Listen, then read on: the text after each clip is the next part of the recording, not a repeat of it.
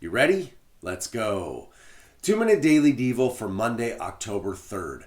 I'm in the New Century Version today, and our verse of the day comes from the book of 1 Samuel, chapter 2, verse 2. I want to give you a little context here before we get to our verse of the day. This comes from the story of Hannah. And Hannah was a woman that wanted to have a child very, very badly. And she couldn't. For whatever reason, she just couldn't get pregnant. And so she would go to the temple every year and she would pray and she would seek the Lord and she would wonder, God, are you going to make this happen? And this was a deep heart's desire that she had. She earnestly wanted to have a child. And finally, God comes through and that miracle happens and she has a baby, and this child is named Samuel. And she's so overwhelmed with joy and so grateful that she tells God, God, I will give this child back to you. And she does. She gives this child to the priest Eli, and he grows up with Eli and becomes the prophet Samuel, who went down as probably the greatest prophet in the Old Testament.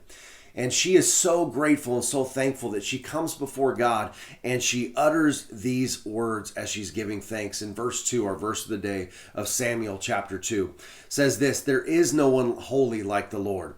There is no God but you. There is no rock like our God. You see, Hannah was so grateful for what God had done in her life. She uttered these absolutely true words that there is no God like our God.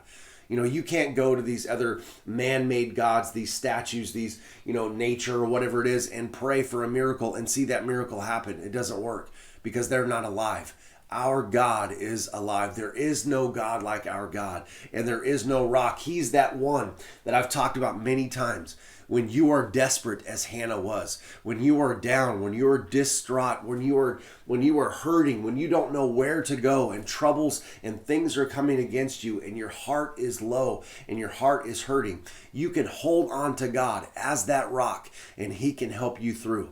Hannah wanted a child so bad, and it didn't happen, but she would hold on to that rock that is our God and say, God, please, I know that you can do it because you're a God of miracles. And God came through.